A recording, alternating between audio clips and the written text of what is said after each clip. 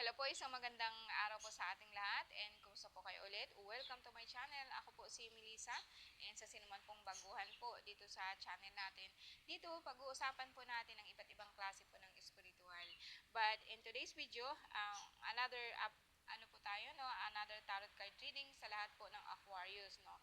Second to the last na lang po ito at sa susunod nito is Pisces. So, makagawa na tayo ng ibang topic po. No? Tapusin muna natin ito guys kasi marami po ang nagre-request. No? Tapusin po natin ang 12 zodiac sign po. No? So sa ngayon, Aquarius po tayo. Kasi ito yung mga tao po na ipinanganak mula January 20 hanggang February 18. No? And gusto ko lang idagdag po na ang Aquarius actually sa card po natin, sa tarot card, no, it's the star. Na tinatawag po siyang water bearer. No? Akala po kasi natin is like aqua means water pero actually is an air sign, no? Katulad po ng Gemini. And ako po is Gemini, no? So alam niyo guys, marami po talaga ang um, nagtataka nga ako kasi ang um, Scorpion po, Scorpio or Scorpio sign po is like masyado po silang malakas po sa intuition na pero napansin ko dito mas marami talaga po ang Gemini at saka Leo. So ibig sabihin more on ang Gemini kasi is like air. So talaga pong sa mind po sila and marami po akong kilala po na mga card reader na mostly talaga is Gemini, no. So ngayon guys, unahin po natin, no, tingnan po natin kung ano po ang ano po natin, pinaka issue or pinaka ano po ng energy po natin, no. So unahin po natin, this card actually is woodland tarot card, and dito tinitingnan ko kung ano po ang sakit niyo, pero yung majority po kung halimbawa mo po is not clear, so magdagdag po ako ng another pile para po kahit paano meron po akong clarification ko sa kasakali pong unclear po ang card ko. Sundan po natin ng tarot card, no, ng another tarot card, which is ito yung tinatawag nating White Rider tarot card, and then Lenormand. And then tapusin natin by ano ng animal spirit po, no. Siya pong gabay po natin, no. And yan. So guys, salamat po, no, sa pag-comment po dyan sa baba. And ang mga susunod kong ano is hindi na po siya. So may libreng tawas po ako sa lahat po ng zodiac. Pero mga short lang po yun, no. So siguro mga 3 to 5 minutes lang po, no. Depende po kung kaano po ang sakit. Pero ito yung weekly na po, no. So let's begin, no. Aquarius. Aquarius, November 20, January 20 hanggang February 18. Okay, Diyos sa mga kapangyarihan sa lahat, Shadhay Babhe, bigyan mo ang kalinawan ng aking kaisipan, basbasan mo ang aking kamay, and nawa po ang bawat katagang sasabihin ko ay magiging kaiga-igaya sa lahat ng mga nanonood ko.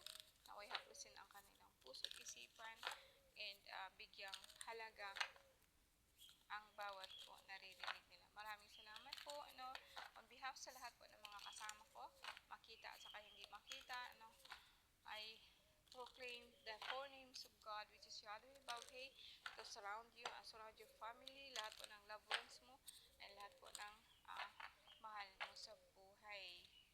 Okay, let's see.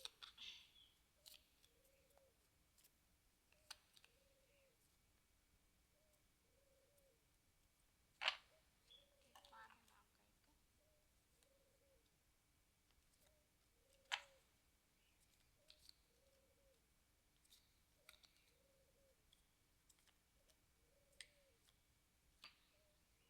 Okay, sa lahat po ng Aquarius, no, tingnan po natin, no, we have 9 cards here.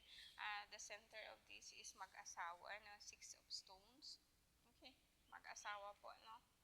Alright, and sa akin, may nakita po akong problema. Let's say, for example, let's say, tingnan natin kung ilang major arcana. You have 4 major arcana, no, we have 1, 2, kayang-kaya po ninyo guys ito kasi dalawang ano lang po, no. We have 2 major arcana, the hooded man and the whale, no, sa akin. So sa akin, talaga pong kuminsan po Well, sa sakit po, unang-una po, talaga pong parang hirap po kayong tumayo, no? Lalo-lalo na po dito sa binti, no? May nakita po akong problema dyan. Pananakit po ng ulo, diretso po siya sa puso, no? Yung parang kumaga sa akin, yung sakit ng ulo nyo, no? And para kasing konektado siya sa puso, no? And meron din po akong nakikita po dito na nahihilo ka, no? So, kung tingnan po natin sa sakit, o sabihin ko to na outside forces po, may galaw po kayo, no? Sa Aquarius. Kasi ang Aquarius kasi more on sa hangin. So, ang Aquarius is also very sensitive. So, masasagap po niya, no? Kahit sabihin po natin hindi para sa kanya, ang ano na to, ang bad energy na to is like masasagap po niya ito, no? May nakita po ako na kung titingnan ko si isa, dalawa, tatlo, apat, no? May nakita po akong sabihin na natin na isang babae po na meron po siyang medyo malakas po siya and talaga pong pag inoorasyonan ka po niya nahihilo ka po kaagad, no? May kasaba po siyang hilo, lula, no? And then pagkatapos noon nanginginig kayo at then sumasakit na po yung dibdib niyo, no? Hopefully it's not really this happening, pero sa akin well, kung tingnan din po natin kung alin po talaga ang pinaka ano dito, no, pinaka may nakikita po akong maraming punong kahoy or maraming like maraming kahoy po na na ano mo na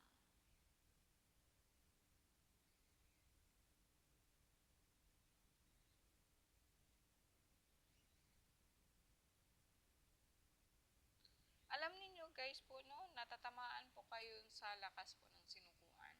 Ang babaeng ito, ang hawak po niya ay sinukuan, kaya po lagi po kayong may sakit, no. Itim po na sinukuan na patay na, no, patay na po siyang sinukuan, kaso lang buhay pa po yung entity niya, babae po ang nandun. Ito'y itim na babaeng sinukuan na kung saan hawak po ng mag-asawa. Hindi ko alam kung bakit ginagawa niya ito sa iyo, no? Tingnan po natin kung bakit, no? Kasi sa akin, wala po ako nakitang ano dito, no? Gawa po ito ng tao, no? Ulitin po natin guys, no? Para maklaro natin yung unang reading ko sa inyo, no? Um, Aquarius, January 20 hanggang February 18. Aquarius tayo ngayon, no? Okay. Mag-asawa pa rin kahit anong gawin ko, no? Mag-asawa pa rin po guys. Tapos ang problema po nito is may tama po kayo sa lumbar or tinatawag po natin na spinal column po dito sa baba. Masakit po yun. Parang nagbabaga siya, no? Mm, then, well, sa akin, may nakita po ako dito na may problema po kayo sa ano, may problema po kayo sa lupa. And may nakita din po ako na kumbaga sa akin yung baywang mo sumasakit, no, talaga po yung dito yan dyan hanggang sa likod niyan sumasakit siya, pero wala po akong definite na sakit guys, okay kayo. Like ang nakita ko lang talaga yung parang madali kayong mapagod sa heart, pero ang kidney okay po siya, ang uric acid wala po kayong problema. Sabi ko nga sa inyo is hindi po ano ang sakit na to, parang sa akin spiritual po ang sakit nyo, no. Ngayon lang po ako magsasabi na parang may karga po kayo. Wala, hindi po kayo ang may sakit, no. Lalo na po yung parang nakakaramdam po kayo ng panghihilo. Kanina guys, inano ko lang po, parehas lang din po, no. Parehas lang po na ano, parehas lang po ang major arcana nyo. Kahit dalawang spread ko po to, parehas lang ang major arcana is the same thing, is the wheel, and parang ang nakikita ko talaga dito is hilo. Well, biglaan po to, o sinasabi ko kako na ang taong ito is like hindi siya normal, no? Malakas na klase po ng entity na galing po siya sa kahoy. And I bet this is a sinukuan po na itim na siya po talagang nagbibigay ng problema sa'yo kasi lahat po ng elemental is parang lumalapit sa iyo and kumakapit po siya sa katawan mo, lalo na po sa likod, no. And eto'y talaga pong galing po, no. So kung titingnan ko lupa, pero it's not really, baka lang po kasi ano, kasi same thing with mag-asawa, kasi mag-asawa po ang may hawak ng sinukuan, and ang sinukuan po nandun po yung entity na sinasabi ko. So gusto kong ipaliwanag din po sa inyo guys kung ano ang epekto minsan po ng sinukuan, no? Talaga pong manghihina kayo, no? Wala po kayong sakit, manghihina lang po kayo ng sinukuang itim, no? Ito, sinukuang itim po ang ginamit sa'yo, no? Okay, susunod po, no? Tingnan natin dito sa, ano, parang ang Aquarius sa ngayon, ano, may may may may karga ka po pero wala ka pong definite na sakit, no? Basta masama lang po talaga. Parang ang nararamdaman niyo lang po talaga pong nanghihina kayo. And yes, sabi ko kako parang may problema po kayo sa puso pero usually pag may problema ka sa puso dahil po mataas sugar mo, dahil po mataas ang cholesterol mo, pero sa'yo kasi wala, basta lang po ikaw nanghihina at nahihilo. Wala po akong makikitang rason dyan to back up kung bakit ka po nahihilo, no? Tingnan natin dito ha.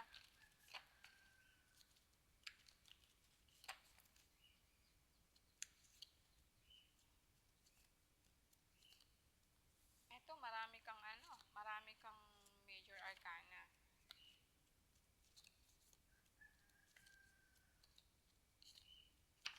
Okay. Sa pinaka-sentro mo guys is like maganda ang pangalawa mong card. Meron ka pong the same, no? Dalawa pa rin po yung major arcana mo, the star and the tower. And well, pwede nating sabihin dito na stress po ikaw, no? Dahil nga po yung inaasahan mo. Meron ka po kasing expected po na na plano na ginagawa mo po, no? Expected mo siya kaso lang po biglaan pong may nangyari and ang pera mo, like para pong ang hawak mo dyan is parang kunti na lang po talaga. But then, sorry po, at center of your card is Six of Wands. So, either way may parating or may parating or ikaw po ang darating, no? May nakita po ako dito na ikaw, may pamilya po na uuwi o ikaw ito, well, pwede po itong galing po ikaw sa ibang bansa and uuwi ka po. Kaso lang pag uwi mo, parang konti lang po dalang pera mo, no? At least meron po, no? Ako, di talaga ako nag-ano. Basta meron po, talaga pong pwede na po siyang pag-umpisahan, no? And dito, dati kanina sinabi ko sa inyo na wala po akong nakikita. Sa ngayon, parang no, ang sa akin parang uuwi ka or may uuwi po sa pamilya nyo pagkatapos nun is like kasi for Pentacles parang uuwi ka sa probinsya, uuwi ka somewhere kung saan ka po nanggaling, no, sa pamilya, no. So I I I think na galing ka po sa ibang lugar and pauwi ka na po. And well, biglaan ba ang uwi mo? Kumbaga sa akin, wala sa plano ang pag-uwi mo kasi nauwi ka po ng biglaan tapos wala ka pong pera. Although sabihin po natin you are happy kasi nga pauwi ka sa pamilya mo, makakasama mo sila. So, talagang pong gipit-gipit po ikaw, no? Kasi talagang Four of Pentacles is like hawak-hawak mo po yung pera mo, no? Uwi kang bigla po sa atin, tapos lang ang pera mo is talaga pong hawak-hawak mo lang. And then, pagkatapos nun, parang siguro afterward na yan, sabi ko nga is walang pera ka, malulungkot ka uli and then you are trying to, pilitin mo ulit na makaalis ulit, no? Kakayanin mo kung ano man yung pagsubok mo po doon kung saan ka po nanggaling, no? Well, ang card ko, kung titingnan ko, yeah, ang inaasahan mo, you are expecting something, sabi ko nga, ika nga, is biglaan po siyang nauli or ang pera mo, di po siya nabawi. And nalulungkot ka man, pero kinakaya mo pa rin, no? Meron then inner, sa outside forces po ito, kumbaga sa akin, sa conscious mind mo, ito yung problema mo sa labas, but then deep inside, no, um, sorry, ang conscious mind mo sa ngayon, within you, no, parang aalis ka ulit. And then, kahit maliit man po yung sahod mo or kahit maliit man po ang sahod mo is kakayanin mo po yun, no. Although, guys, malaki kasi, sabihin ko sa inyo, guys, ang, ang, ang, ito, Aquarius kasi, actually, meron kasi siyang gustong gawin na malaki-laki. Yung bagang, para pong talaga pong pigpaplanuhan niya. Kasi ang tower is, this is not something like, meron po ikaw pundasyon na gagawin, gustuhin, and gusto mo talagang magbago, something like that. Kaso lang sa ngayon po kasi is like kulang po yung pera mo, no. So, this is inner, no. So ibig sabihin yung iniisip mo talaga deep inside you, subconsciously nang hindi mo alam. And then, dahil nga po parang hindi po ito nangyari, so parang just walking away, and then, okay, maghanap na lang po ako ng iba, no? Well, sa akin, sa akin, kasi ang The Tower is just like, mga pangarap mo na matataas, no? Kasi 16, 1 plus 6 is 7, no? Kung minsan po kasi, ano mo kasi, ang iba kasi sa ibang tarot reader, no? Ang The Tower is like may disgrasya, no? Mayroong something po na biglaan po may nangyari, and then, ganon. Pero sa akin, more on, meron kang pangarap deep inside mo na talagang gusto mo ngaya umangat, no? And kung minsan po talaga, dahil po sa sobrang tayog po ng pangarap mo, and hindi mo siya nakukuha, no? Hindi mo siya na ano kagad, no? Minsan pwede kong sabihin ito na baka po natalo ka sa sugal, no? Kasi sa akin, you're expecting high too much, biglaan po kasi gusto mo kasi agad-agad o biglaan, no? So, sa inyo guys, no, kung sakali man po magsabi po ako dito ng prangka o sabihin ko talaga sa inyo, medyo masakit po talaga to. Kumbaga sa akin, kung mangarap ka po, ako walang problema sa pangarap. Kahit gaano pa yung kataas, kahit gaano pa yung katayog, walang problema po yan. But you have to work out kung ano po yung po pwedeng gawin mo para maabot mo siya, no? Kahit sabihin po natin, kasi our mind is used to, pag kasi kung nag-aaral tayo, kung gusto mo ngayong maging ganito, gaganunin mo, ganyan, ganyan, ganyan. Kasi sa akin, if you have the confidence, no, hindi ka mag-walk away, no? Hindi ka mag-walk away. Kasi deep inside talaga, gusto mo talaga kahit pa paano yung pamilya mo maging okay, maging stable, kaya nga po nagtitipid kang maray, no? Nagtitipid ka po na na para po sa pamilya mo. Kaso nga lang po talaga, ang pagtitipid ka kasi is not a solution for anything po na kung gusto mo talagang matupad ang mga pangarap mo, no? Well, although papunta doon, no? Kasi hindi ko kayo i-false hope na ganito nga, maging mayaman kayo, yayaman kayo agad-agad, no? That's not my point. Kasi ang pera kasi is for me, kahit nga po meron ka po, biglaan ka pong sabi magkaroon ng 1 milyon, kung hindi ka naman talaga po marunong po niyan maghawak, madali lang po yan mawala.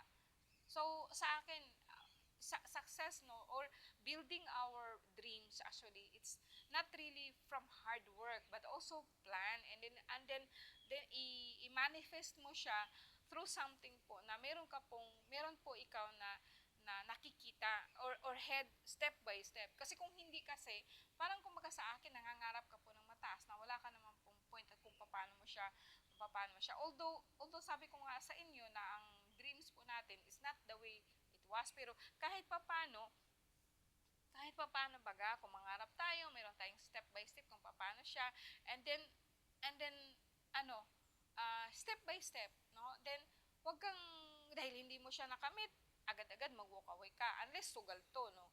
Unless ito na nalulung ka sa bisyo, kailangan mo talagang tigilan yan. Kasi wala po akong, kahit sabihin ko sa inyo guys, kahit sabihin po ko sa inyo may pampaswerte ako, ako sa sugal, parang kumbaga sa akin may po ako sa sugal, hindi, kahit kailan hindi ko kayo ini-encourage dyan.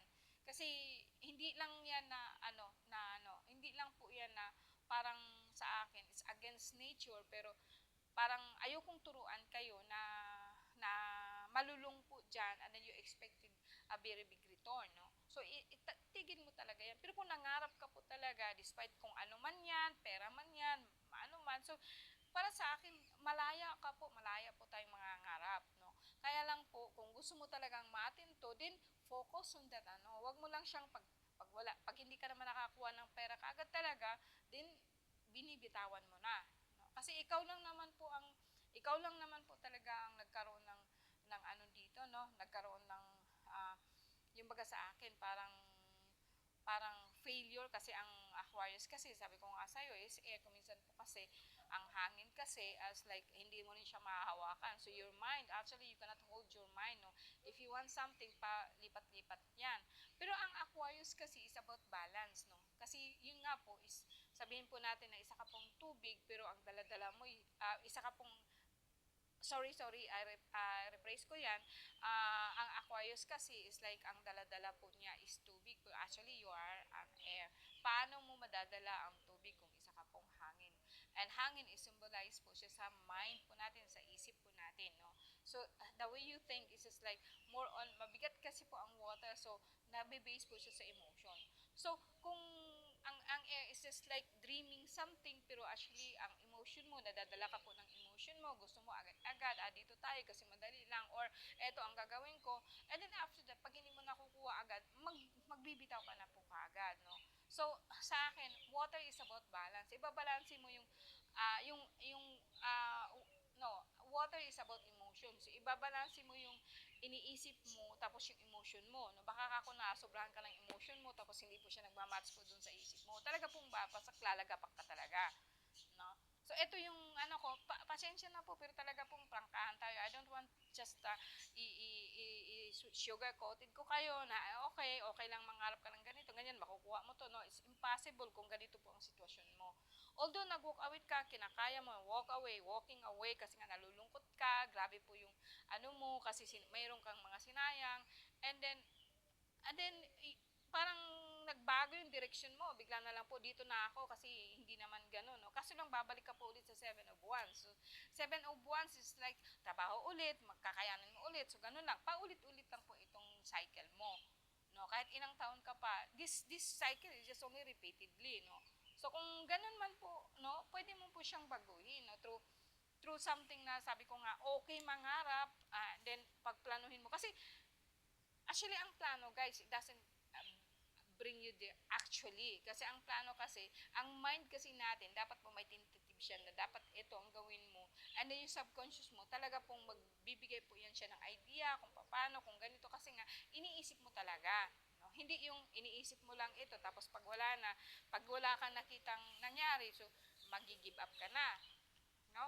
So, ganun po, no, sana po, I hope na kahit pa paano po, nakapag, ano po, ako, tingnan natin dito sa Lenormand, no, kung magmamatch ba to, no. Kasi sa akin, parang, na-stress ka talaga nung una, no, na, ano, parang sasakit mo, masakit ang paa, ganun. Nahihilo ka. Biglaan po kasi yung nangyari. Pwede din po na talaga pong dumaan ka po sa disgrasya, no. Alam niyo guys, nakakalungkot talaga tingnan po ang Facebook natin ngayon, no. Umiiwas na nga po ako sa mga balita, pero sa Facebook natin talaga pong ano, iniwan ko na po, halos iwanan ko na po yung Facebook ko. Wala na pong magandang, bibihira na lang po nagpo-post yan ng mga magaganda, no. Okay, sa'yo, meron tayong clouds, letter, and then crossroad. Babae, mountain, friend, snake. Okay. Okay. Well, eto si Aquarius. Okay, yung sinabi ko sa iyo kanina na merong bagang kumaga sa akin, parang um, may karga ka, and then may gumagawa sa iyo, something like that, no? As I said, no, ang sakit mo talaga pong hindi siya yung natural po ng sakit, no. Dito kasi more on makikita mo na niyo dito guys kung bakit at anong po talaga nangyari, no. Ito kasi sa Lenormand is like, kung i-spread po natin ang sham, no, in the center of the card is the mountain, and so ang ano dito is yung mga obstacle, mga problema, no, na kailangan po niyang susuungin.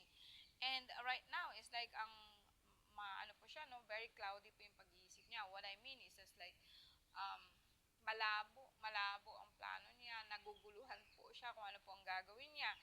And lalo na po may darating na sulat or message po sa kanya, and then kumaga sa akin, magdi-decide siya kung ano po ang gawin. Actually, ang message, ang may dala po sa kanya kasi, alam mo guys, dito kasi makikita ko kung sino pong gumagawa ng problema sa'yo, no, or ano.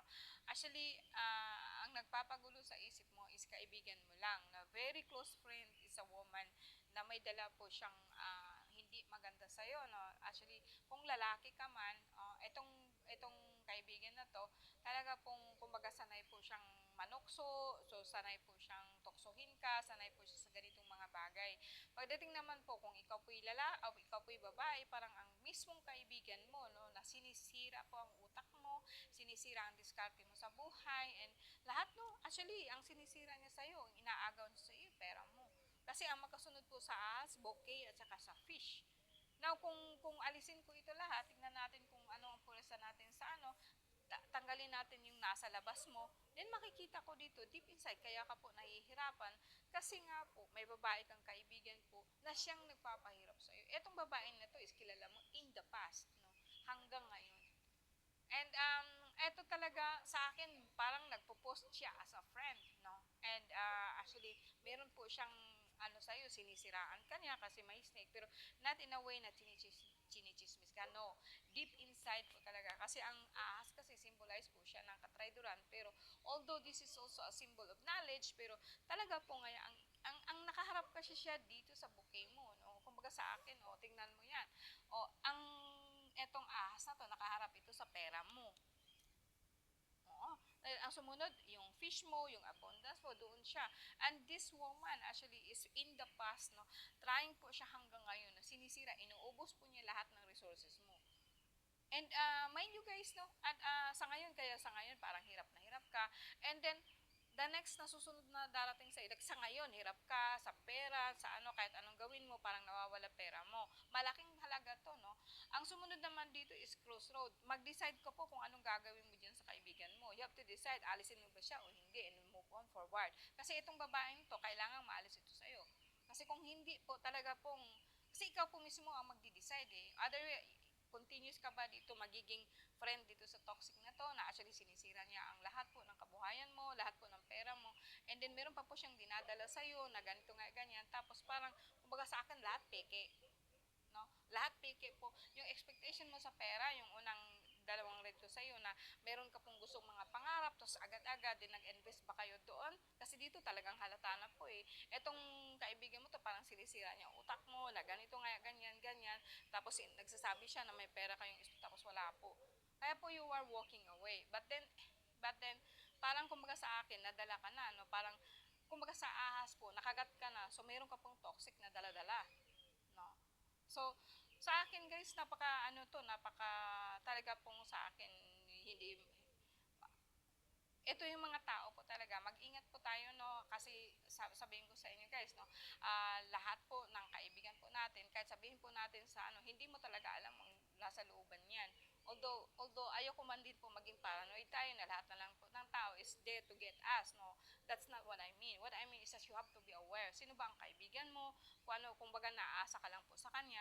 Kaya it's much better po na huwag kang aasa sa iba. Umasa ka sa sarili mong diskarte para kahit papaano po malaglag ka man, ikaw lang po mag-isa. Pero mind me guys, no, sa lahat po ng mga tao po na talagang tumayo sa sariling mga paa, talaga pong manakaabot sila kasi the universe is back them up, no. Ito po kasi yung pinakamahalaga kasi lagi kong ituturo ko sa inyo kung bakit po napakahirap po na mag-depend ka sa iba, aasa ka sa iba, or like eto, siya ganito, ganyan. Mas maganda kasi yung kahit papano po, ikaw talaga at ikaw ay makakatayo sa sarili mong mga paa. No? So, so sana po, no, kasi para pong nagbablabber na po ako dito, parang ito kasi talagang kuminsan talaga nakaka ano po yung ganitong klaseng tao sa buhay po natin. You have to get rid of them, no? Kung hindi po talaga pong alam kong marami na siyang nakuha sa iyo, no? Pero sa akin, it's not, ano, as long na buhay ka pa, pera lang po yan, mawawala pa. That's not the point, no?